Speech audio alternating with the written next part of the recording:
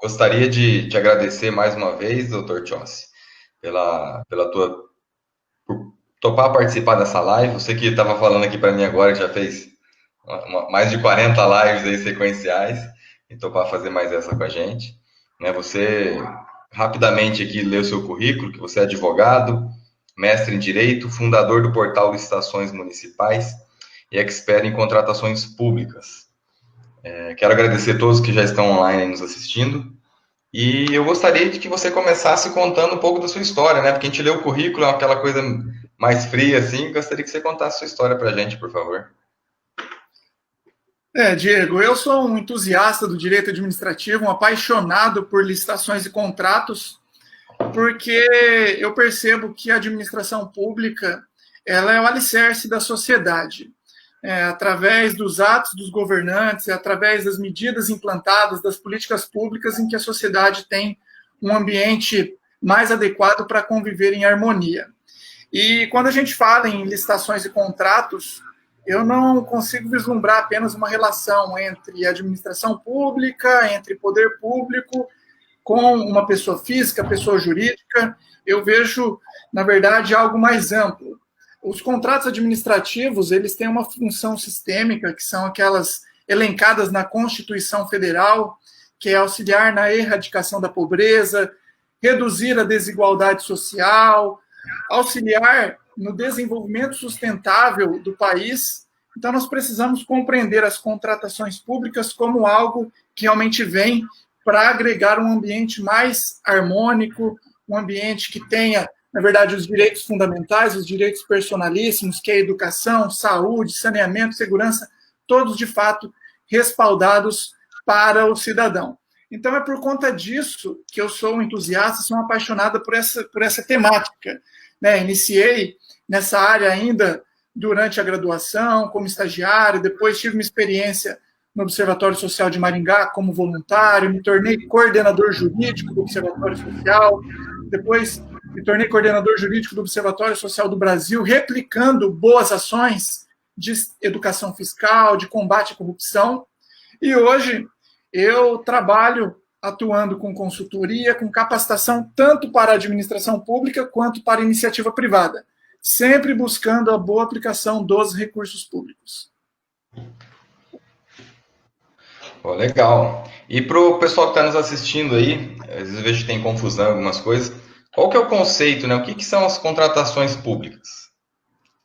As contratações públicas, os processos licitatórios, na verdade, são os procedimentos através do qual a administração pública ela supre as necessidades da coletividade, ela atende os anseios da população.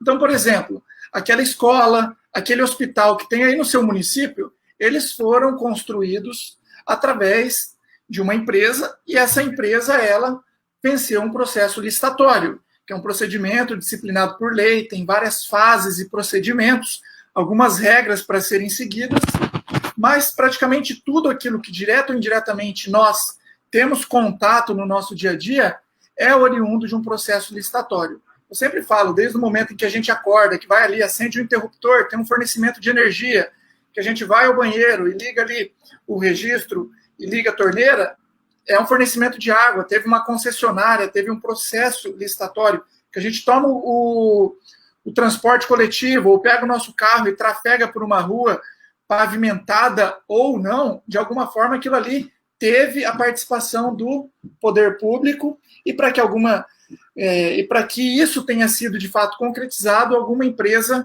participou de uma licitação. Afinal de contas, a administração pública ela não fornece bens, ela não presta serviços diretamente, via de regra. Então, ela precisa recorrer à iniciativa privada. Então, contratações públicas é o processo por meio do qual o poder público compra as coisas, porque, via de regra, ele não presta o serviço diretamente, ele contrata terceiros para prestar esse serviço. Perfeito, exatamente. Então, eu dei o exemplo da escola, do hospital, nós temos as delegacias, as penitenciárias, os pontos de ônibus, a própria sinalização horizontal e vertical, que vocês veem aí, as faixas de pedestre, as placas de pare, de proibido estacionar, são todas adquiridas através de processos licitatórios. E quando eu digo processo licitatório, eu estou dizendo uma visão mais ampla, Isso engloba, inclusive, as contratações diretas, porque, afinal de contas, todos são procedimentos licitatórios. E é muito diferente a compra pública da compra privada? Sim, tem uma grande diferença, né? Na iniciativa privada, ou nós, enquanto particulares, nós temos a nossa autonomia, nós temos a liberdade para adquirir conforme nossa conveniência. Então, eu tenho vontade de comprar uma casa. Eu vou ali, eu avalio uma localização que atende às minhas necessidades, eu vejo minhas condições financeiras, se estão adequadas com aquela minha vontade, se eu tenho recursos para pagar à vista, se eu vou realizar um financiamento. Então, eu vejo dentro das minhas condições e das minhas necessidades aquele imóvel mais adequado. Isso vale para todas as outras coisas. Por exemplo, um automóvel ou até mesmo um televisor, um móvel para minha casa, nós temos essa liberdade. Já a administração pública, como ela está lidando com recursos públicos, e esses recursos eles são fruto da arrecadação do Estado, dos impostos que nós, cidadãos, pagamos, eles devem ser aplicados através de um procedimento que é esse que eu expliquei, chamado processo licitatório. Então, existem regras, existe uma previsão constitucional, nós temos lá o artigo 37, inciso 21 da Constituição, que fala dessa necessidade de instaurar os procedimentos licitatórios que garantam igualdade de condições entre os potenciais interessados. Então, essas regras devem ser observadas justamente pelo fato dos recursos serem públicos, dos recursos serem de toda a sociedade. Então, é isso que acaba diferenciando. Você, empresário, você, cidadão, tem a sua liberdade e adquire conforme a conveniência. A administração pública, embora tenham os gestores, tenham os prefeitos, tenham os governadores, tenham aí os vereadores, os deputados, todos aqueles que foram eleitos e que desempenham algum cargo na qualidade de autoridade competente, autoridade máxima, eles têm ali uma autonomia administrativa, têm um poder discricionário, porém, eles precisam respeitar os mandamentos constitucionais e legais para a aplicação dos recursos públicos. Os prefeitos, afinal de contas, né, não são donos da prefeitura, né? Eles foram eleitos, né, para executar o orçamento, mas tem que seguir regras na hora de comprar, né? E eu vejo que muita gente fica confuso quando a gente fala de compras públicas, porque tem muitas categorias, né, de compras públicas, né? Eu queria que você falasse um pouquinho para a gente sobre isso. Na verdade, como você disse, o prefeito ele foi eleito através do voto popular e ele não é dono da prefeitura, na verdade, ele é um representante do povo. E ele necessita obediência fiel à Constituição Federal e também às legislações, leis federais, estaduais, municipais, conforme cada caso concreto. E o que acontece? A licitação ela é dividida em várias fases, em várias etapas, em várias modalidades. Eu sempre falo que, pelo menos, a gente consegue dividir a licitação em 3 fases. Fase interna, fase externa e a fase de execução contratual. E eu não consigo distinguir qual delas é mais importante. Na verdade, é uma verdadeira engrenagem. As 3 partes são muito importantes porque uma problemática eventual, uma desconformidade em alguma dessas fases vai gerar um problema muito grande no futuro. Então, a fase interna é aquela fase de planejamento, é aquela fase de concepção do objeto. Então, pegando um exemplo prático, nós temos ali a Secretaria de Saúde. A Secretaria de Saúde, ela observa que os níveis de estoque ali, de abastecimento da farmácia popular estão reduzidos. Eles questionam no setor de licitação se existe alguma licitação vigente, se existe saldo nessa licitação, para que a empresa que venceu o procedimento, ela forneça novos medicamentos. E na inexistência de saldo, inexistência de licitação, o processo licitatório ele deve ser instaurado. Então, ele começa ali no momento em que a demanda ela é, de fato, escancarada. Precisa de medicamento? Precisa de material de expediente? Precisa de equipamentos de proteção individual? Precisa de gêneros alimentícios? É aí que começa um processo licitatório. Daí tem toda uma fase que deve ser regulamentada em cada órgão público para que exista coerência, para que exista celeridade, para que exista, de fato, uma organização e não vire uma verdadeira bagunça na administração pública. Então, a partir do momento em que um servidor ele detecta essa carência de um produto, a necessidade de um serviço, ele solicita ao seu superior hierárquico a instauração de um processo licitatório. Esse processo ele é autorizado e daí novos procedimentos são deflagrados. Por exemplo, a necessidade expressa na legislação da administração pública pagar o preço de mercado. E como que paga um preço corrente de mercado? Como que se sabe se de fato aquele produto é ou não um valor praticado no mercado? Através de pesquisa. Então, o poder público ele possui inúmeras formas de realizar essa pesquisa hoje com a internet, a nossa disponibilização, a nossa disposição, na verdade. Existe inúmeros formatos que a administração pública pode realizar essa pesquisa de preço. De forma tradicional, ela vem recorrendo aos fornecedores, mas esse não é um meio mais adequado, até porque falta transparência, falta isonomia, e muitas vezes o processo licitatório ele acaba sendo ineficiente por conta da morosidade na resposta dos fornecedores, a dificuldade na obtenção dessas cotações. Então, os tribunais de contas eles vêm recomendando que a administração pública ela não utilize cotações com fornecedores. Elas podem ser utilizadas, mas em último caso, porque a prática vem revelando que muitos dos fornecedores eles estão informando valores praticados acima daquele que acontece no mercado convencional.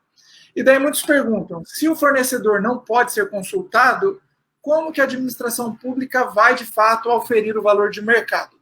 Daí os próprios julgados dos tribunais de contas também apresentam uma série de parâmetros, de elementos. Existe a Instrução Normativa 05 de 2014, que é aplicada no âmbito federal e serve de referência para todos os outros entes federados, e ela sugere a pluralidade, a diversidade de fontes de consulta.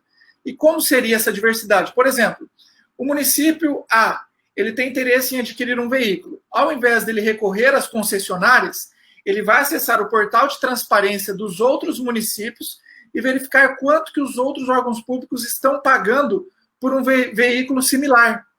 Então, aí vem ao encontro da temática dessa nossa live, que é a transparência nas contratações públicas.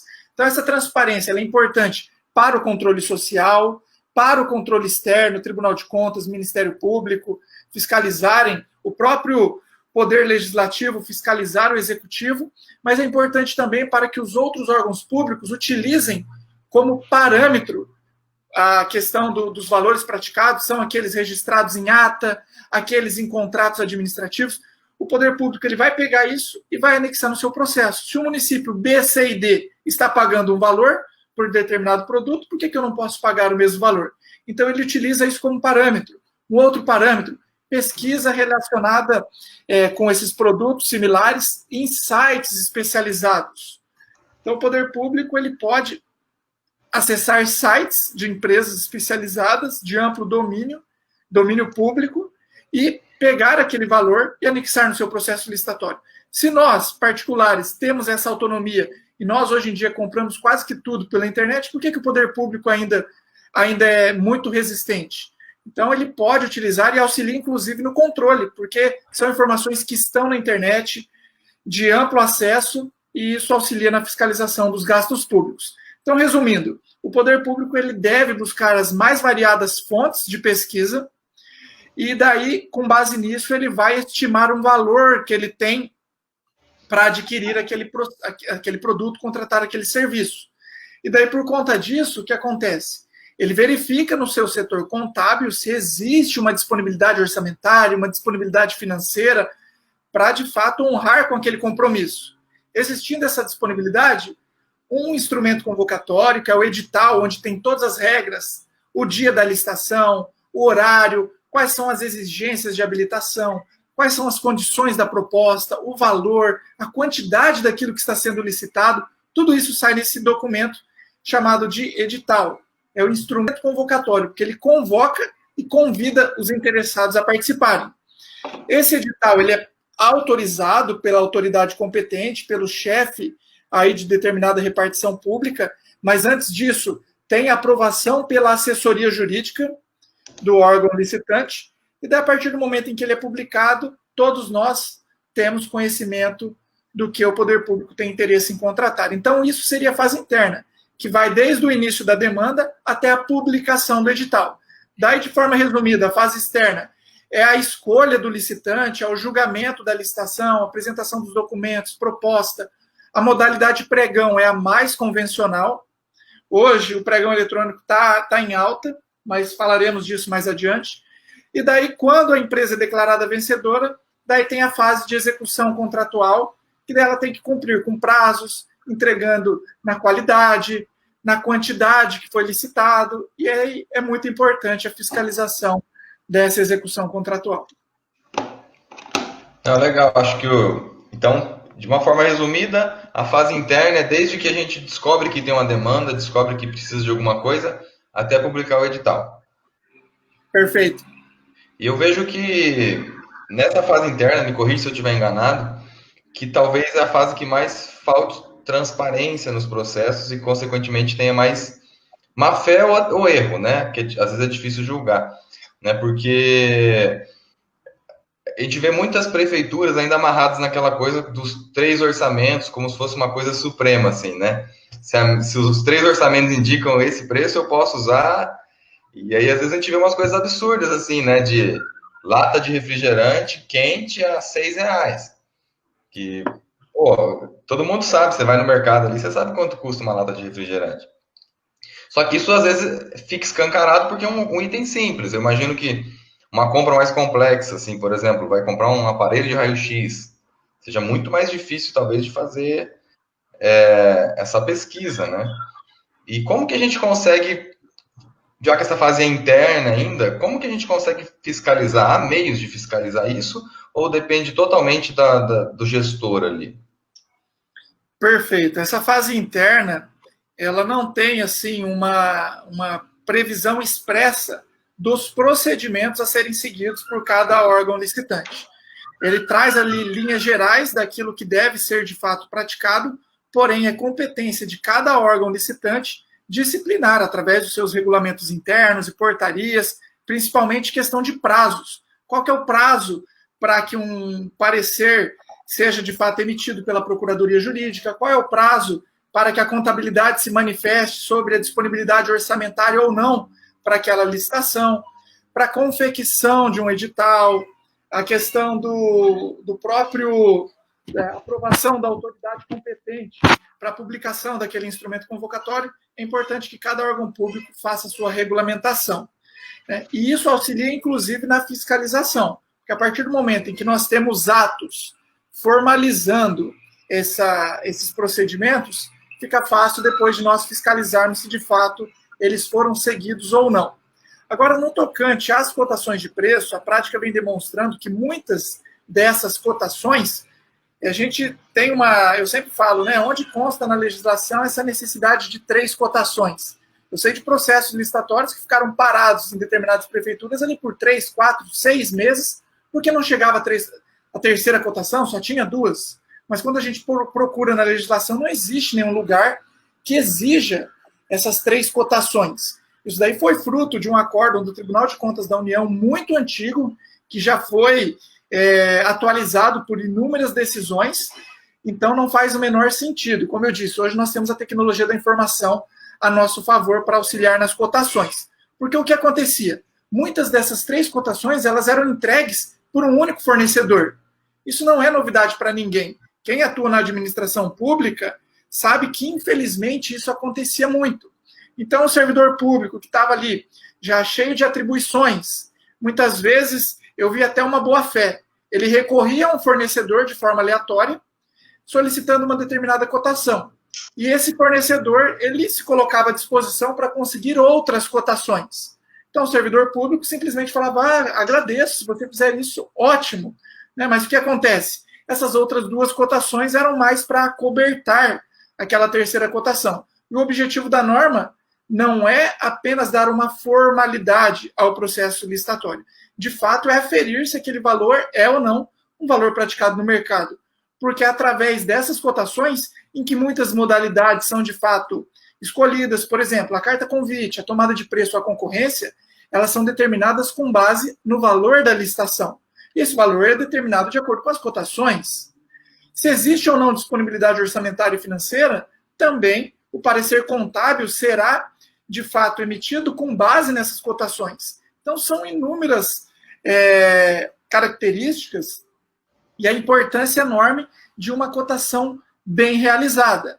Então, os órgãos de controle percebeu que essas cotações realizadas de forma exclusiva, não estou aqui generalizando, mas na grande maioria, elas eram entregues por um único licitante, ou quando eram entregues por 3, elas não condiziam com os valores praticados no mercado, e por conta disso elas devem ser utilizadas em último caso, não são proibidas. Mas é igual o Diego comentou, nós estamos avaliando uma latinha de refrigerante, um copo de água mineral.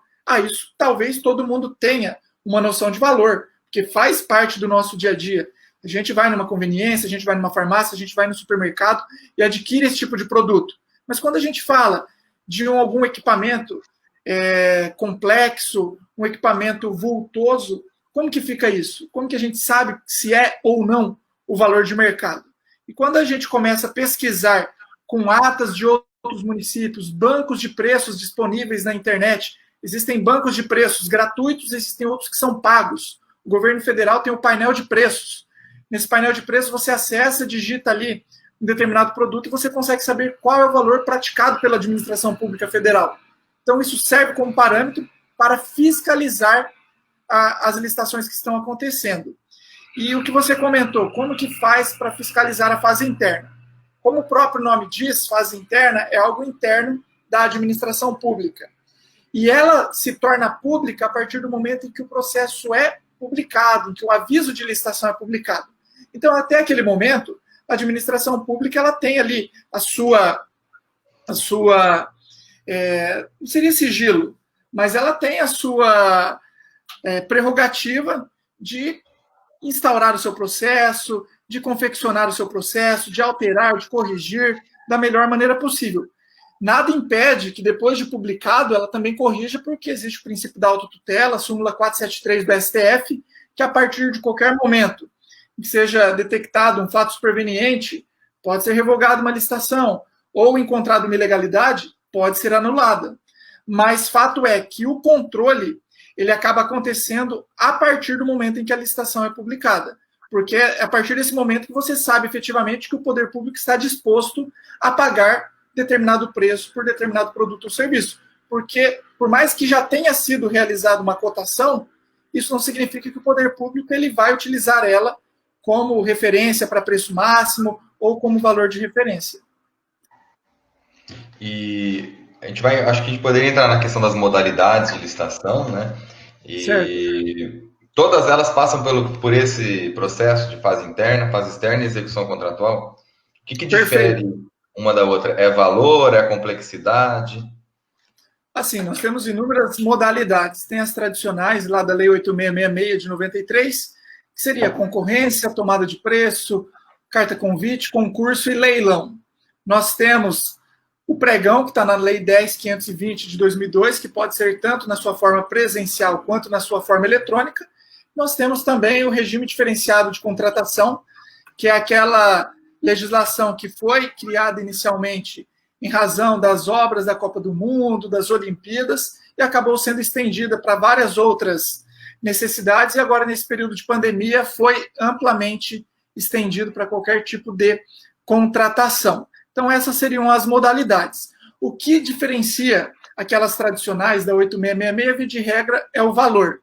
Então, com base na pesquisa realizada na fase interna, o poder público ele sabe quanto será necessário desembolsar para um determinado produto, determinado serviço, para uma obra. Então, é isso que acaba definindo a modalidade de convite, a modalidade de tomada de preço, a modalidade concorrência. Elas sofreram atualização em 2018, tivemos um decreto federal que atualizou em 120% as modalidades. Por exemplo, a carta convite, que era de até R$80 mil para bens e serviços, ela passou para 176 mil. E assim as outras modalidades também nessa mesma proporção. Mas o que acontece é que elas estão em desuso. E por que em desuso? Porque o pregão ele apresenta características muito significativas que agregam eficiência para a administração pública. Então, é um prazo de publicidade reduzido, é a possibilidade de ofertar lances durante a licitação. Isso vem fazendo com que o pregão ele seja a modalidade mais utilizada. Até porque o pregão não tem limite de valor. Você pode realizar um pregão para uma contratação de pequeno valor, R$ 1.000, até de R$ 1 milhão, 100 milhões. Porque o que define a escolha do pregão é a natureza do objeto, se ela se enquadra como um bem ou serviço de natureza comum.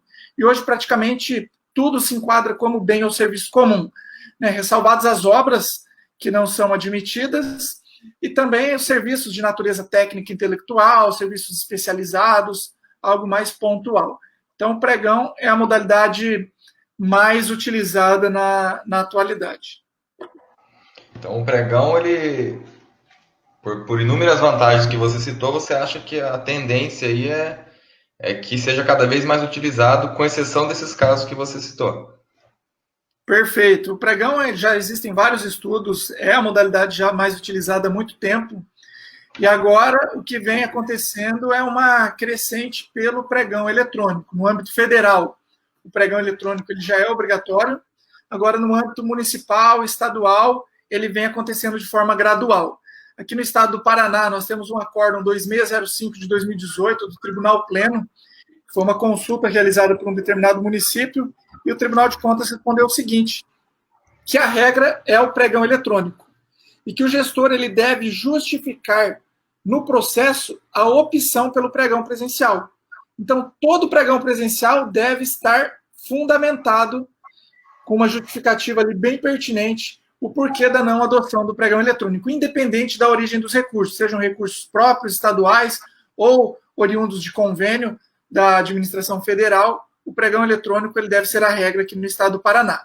Agora, em outros estados, né, a gente tem o recente decreto federal 10.024 de 2019, que trata do novo pregão eletrônico, e ele fala o seguinte, que o novo pregão eletrônico ele é obrigatório para a União, e daí estados, Distrito Federal e municípios, eles devem utilizar essas regras quando receberem aquelas transferências voluntárias da União, aqueles contratos de repasse, daí sim eles devem utilizar a licitação no formato eletrônico. Até porque eu imagino que o pregão, já que vai fazer o pregão, se você opta por fazer presencial, você diminui a concorrência ou não? Perfeito, é isso que acontece. No pregão presencial, existe uma redução na competitividade, porque você exige que a pessoa, que o interessado, ela se desloque até o órgão público, embora não seja necessário, nada impede que o interessado ele protocole as suas propostas, encaminhe por correio, isso não tem nenhum problema, desde que ela tenha sido protocolada até o horário para início da sessão. Mas é interessante a presença justamente por conta das características do pregão, que é a possibilidade de ofertar lance, que é a questão da motivação para eventual interesse recursal. Então, tem algumas situações que acontecem em uma licitação presencial que, de fato, é necessária a presença do licitante. Porque se, eventualmente, ele apenas encaminha o envelope, vem um concorrente e cobre a sua oferta, ele acaba perdendo aquela licitação. Então, por conta disso, existem despesas de deslocamento, de hospedagem, e acaba com que muitas empresas não participem justamente por conta disso. De modo que o pregão eletrônico, ele acaba reduzindo essas distâncias. Você consegue participar de uma licitação em qualquer estado do nosso país, desde que você tenha um computador e uma internet e atenda aqueles requisitos previstos no edital. Então, acaba ampliando a competitividade.